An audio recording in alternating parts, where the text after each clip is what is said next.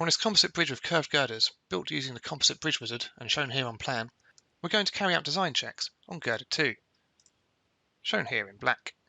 This model has used shell elements for deck slab and also for the web of the girder, and beam elements to represent the flanges. For the design, we're going to consider all of these elements acting compositely together.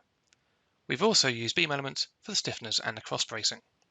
After being built by the composite bridge wizard, a construction sequence and live load analysis have been added to this model. If we turn on the fleshing, we can see at the start of the construction we only have the steel girders in place, and as we go through the construction stages, the deck slab is poured onto the structure. We can also see that for each construction stage we've added in a branch analysis, allowing us to put in a temporary construction load onto the structure.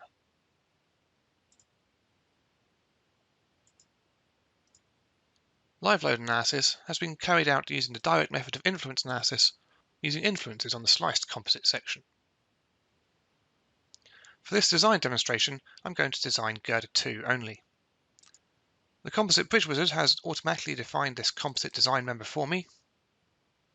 I have then added shear connectors to the definition of the design member, and also added additional design locations. By default, the composite wizard adds section design locations at the segment ends. I have also added in these particular locations, as these are at the midspan of span 1 and the midspan of span 2. We then need to change a default setting within LUSAS. By default, any attributes generated by LUSAS can't be edited, but if we turn on to allow modification of LUSAS generated attributes, we can then change some of the things that have been generated by the composite bridge wizard. Specifically, what we need to change is these design sections. Now this is a bridge design section, which as you can see is grey, which means it hasn't been assigned to any of the model. Now, although for structural analysis we've defined the thickness of the slab and the thickness of the girder, etc., we need to bring that all into one place for bridge design. And that's what this is. And this again has been automatically created by the composite bridge wizard. What we need to do in here is we need to define our reinforcement within our deck slab.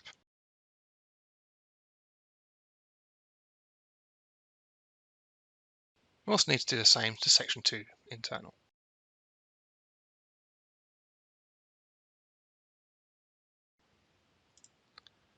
Now I'm not going to worry about doing the external ones. These are used on the external girders, which I'm not going to be designing as part of this quick demonstration. We can then go to Design, Composite Bridge Deck Design to tell LUSAS that we're designing to AASHTO LRFD 8th edition. I'm going to tick to say that the supports are skewed less than 20 degrees and use defaults for the rest.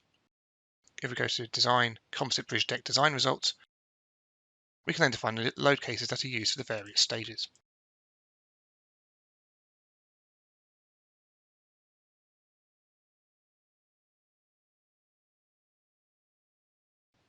For our construction load cases, when the structure has got steel only, we're going to put the stage pour 1 load on it. Once stage 1 has been poured, we're going to put this pour 2 load on, etc., etc.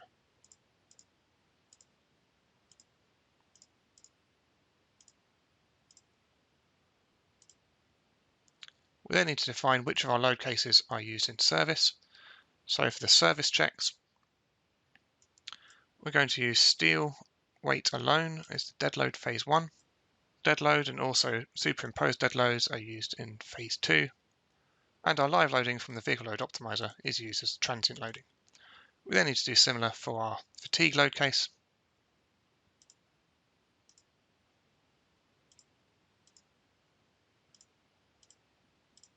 And also for our strength load case. Obviously, in a real design, you might have multiple different sets of loads that you need to consider. I'm going to call this girder 2 design, and that's now been created. We can now investigate the results from our design checks. LUSAS will go through and carry out the slicing and carry out the design calculations.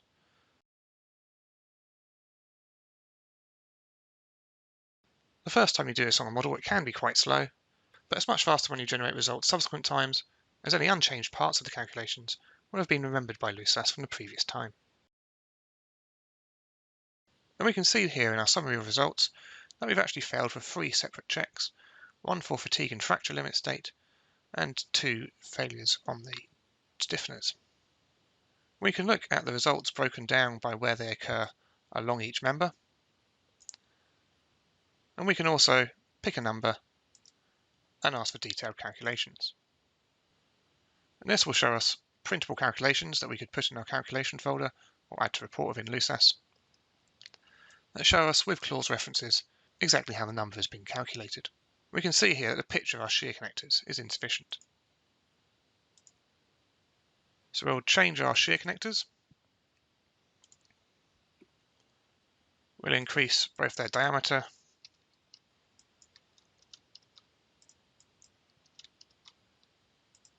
and their pitch.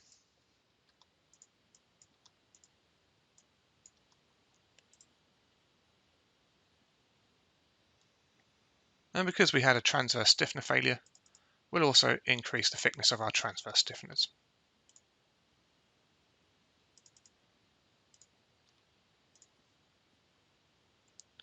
We can then ask to see our revised design calculations.